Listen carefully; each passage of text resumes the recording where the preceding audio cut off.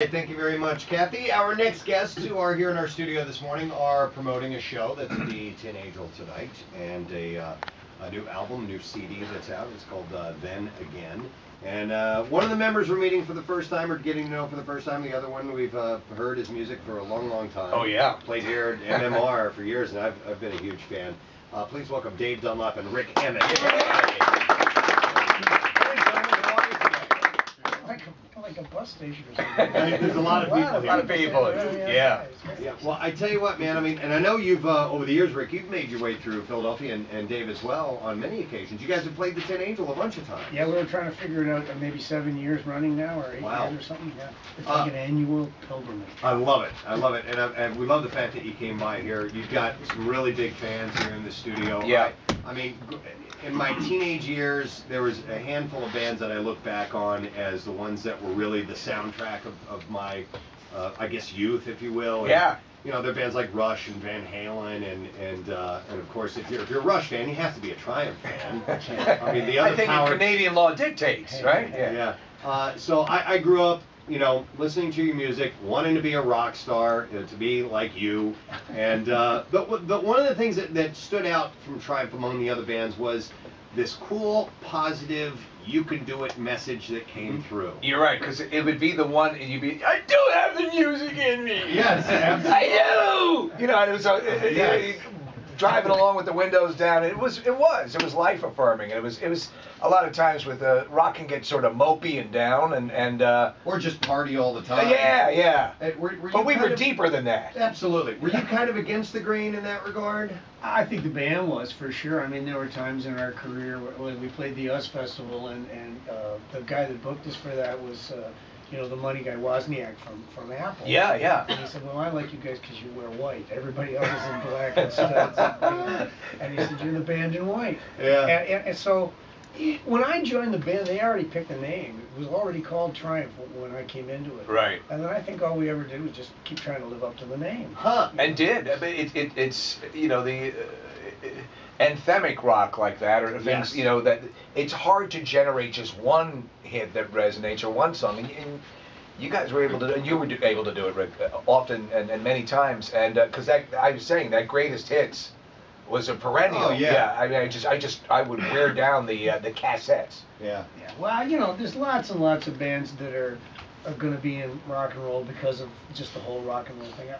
I was always more of a songwriter than I was, wanting to be a rock star kind of guy. And I was always just wanting to be a musician more than maybe living the life. I always contended that I think you were given short shrift. You're a great guitarist, and a lot of people never got the ability to realize that. Well, thanks. This guy that I got with me is pretty good too. Yes, yeah. Well, yeah, I was reading that both you and Dave were nominated for Best Guitarist in 2007 from the Smooth Jazz Award. So, yes.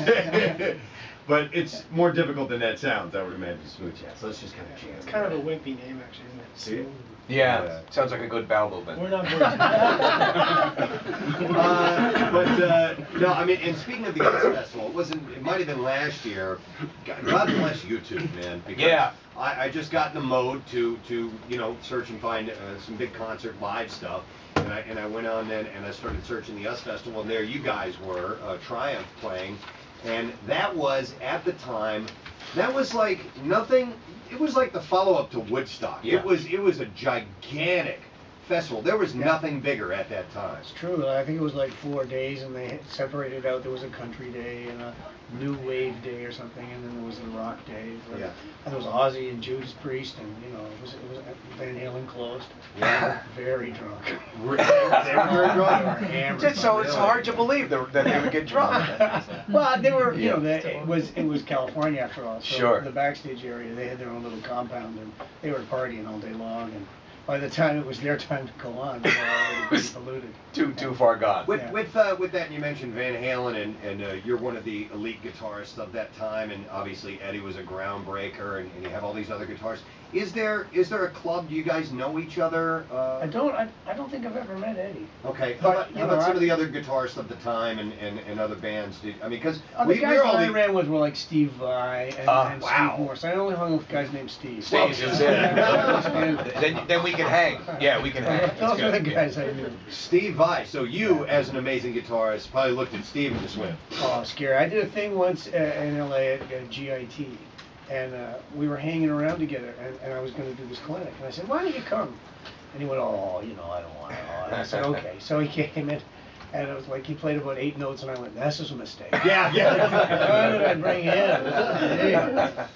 But you appreciate it. I mean, it's you know the fact that you can surround yourself with other talented individuals. The people who aren't too sure of their own ability that tend to demur from that. Well, I think part of it, like a guy like Steve Morse, one of the unbelievable guitar players on the planet Earth, and he always says, oh, if I could only sing the way you sing. Yeah. And so that was part of it. I always thought of myself more as a singer, songwriter, guitar player, sort of in that order. Songwriter first, maybe. Songwriter, singer, guitar player. Is it the case where I hear a lot of people who have your ability and after the initial rush of the huge fame, really prefer being able to get out and do your stuff, have a loyal audience that follows you, and it becomes really the most artistically fulfilling part of your career. It is kind of, and yeah. I mean, people always ask me, oh, would you rather play in front of 100,000 people, or Right. But I mean, sometimes the best gigs are, in your living room, right, in front of 4 or 5 folks, and like, there's just a moment that happens.